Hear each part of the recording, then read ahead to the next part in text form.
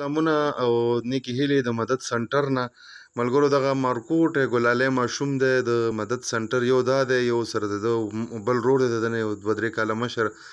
دواړه په پوډرو باندې په دې عمر کې اخته شوي دي. مدد سنټر صرف د الله رضا دپاره دا دواړه ورونه راوستل چې د دو علاج معالجه وشي. نور به د دې ماشوم نه پوښتنه کوو.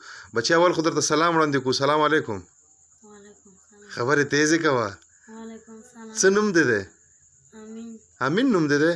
د کوم ځای امینه؟ کوهاټ نوي کلي. او نشه به دې کومه کوله؟ پوډر به دې څښل. څومره وخت شو بچی چې پوډر څښې؟ یوه میاشت وشوه. او دا بل روډ چې دی دا هم پوډر څښي؟ دا به تا نه څومره مشر وي؟ 2-3 کاله مشر دی. بچی ولې دواړه واړه ماشومان؟ ستاسو خو د مدرسې د تعلیم ټیم دی، نو دواړه ورونه په پوډرو راغلې وجه څه شی ده بچیه؟ ښه. مور دې ژوندۍ ده؟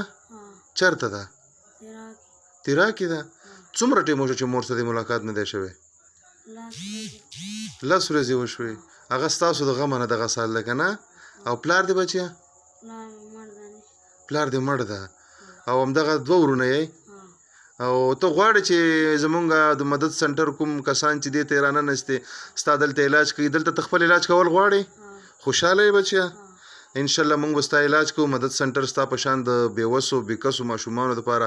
ستا ماشاءالله ښایسته ښایسته ګلالي ویښته دي، د شنې سترګې دي، څومره ښکلی ماشوم یې، زما ورکوټی ورور یې. موږ نه ته ښکلی، خو دغه ځواني دا ښایست به دې پوډر برباد کړي بچیه. دې نه بعد به پوډر نه څښې. ښه صحیح ده که نه؟ موږ به ستا علاج کوو او تا ته بلته په ټایم خوراک میلاویږي. تا له به زه کپړې بدلې کړم، تا له به زه ویښته جوړ کړم، الله به دې ټیک ټاک کړي. ښه صحیح شو که نه؟